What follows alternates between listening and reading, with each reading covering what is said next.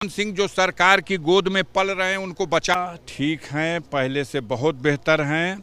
रात वो मूर्छित अवस्था में थे, इस समय होश में हैं और उन्होंने बताया कि 19 तारीख को जेल के रात के खाने में उन्हें कुछ जहरीली चीज़ खिला दी गई, उसी के बाद से उनकी तबीयत बिगड़ गई। ये बात किसने बताई कि जहरीली चीज़ खिलाई है? खुद मुख्तार ने खुद बताया, खुद उन्होंने बताया, अब मुझे बताया। तो ये उनको कैसे एहसास हुआ कि कोई जहरीला पदार्थ? उन्होंने कहा कि 10 से 15 मिनट के बाद मुझे उल्टी भी महसूस होने लगी और मेरे बेचैनी मेरी बढ़ने लगी, मैं दर्द से बर्दाश्त के बाहर हो गया। कितने दिन से हो रहा था? अभी सिर्फ ये 19 की बात उन्होंने कहा है कि 19 से ये हुआ। एक बार कहा कि 40 दिन पहले लगभग ऐसा हुआ था और मेरे शरीर में इतना दर्द हो गया था कि मुझे 28 इंजेक्शन लगाए गए। 28 जेल के भीतर ही? हाँ, जेल के भीतर डॉक्टर जाते थे और इंजेक्शन लगाते थे, तो वो स्थिति जेल में ही रख के कंट्रोल हो गई। इस बार नियंत्रण के बाहर हो गई। इन लोगों ने समझा कि अब लग रहा है कि इसको अंतिम समय है, भेज दिया जाए। भेज दिए लोग, मालिक की मर्जी, हियात उनकी है, करोड़ों गरीबों की दुआ उनके साथ है और यहाँ दवा असर कर गई, वो बच गए।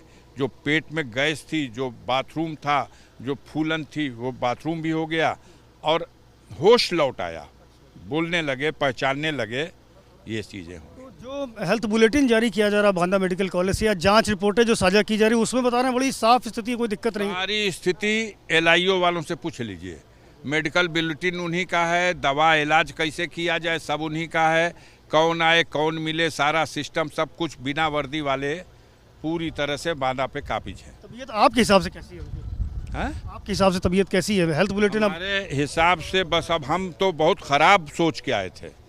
हमने तो सोचा बुलाया गया होगा तो अपने मंसूबे इन लोगों ने कामयाब कर लिए होंगे, शायद हम पहुंचे तो हमको बॉडी दे दें लोग। इस मंसूबे के पीछे की वजह क्या लगती है? ब्रजेश सिंह और त्रिभुवन सिंह जो सरकार की गोद में पल रहे हैं उनको बचाना है।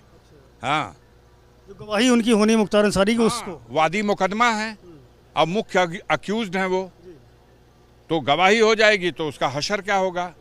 दूसरी तरफ मुख्तार अंसारी के बेटे ने सुप्रीम कोर्ट में कह दिया कि इस मुकदमे का ट्रायल स्टेट के बाहर कर दिया जाए, पूरी स्टेट की मिशनरी अभियोजन सब उसको बचाने में लगा है।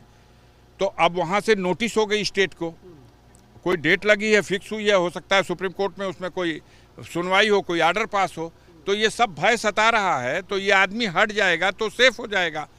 यहाँ आने से पहले आपने मुख्यमंत्री आवास पर फोन भी करा था, क्या कहा था और क्या आपको आश्वासन दिया गया? मुख्यमंत्री से बात नहीं हो पाई। मुख्यमंत्री जी के लिए बताया गया कि वो गोरखपुर में हैं और मंदिर पे हैं और कल आप बात करेंगे तो बात हो जाएगी, तो कल मैं बात करूंगा।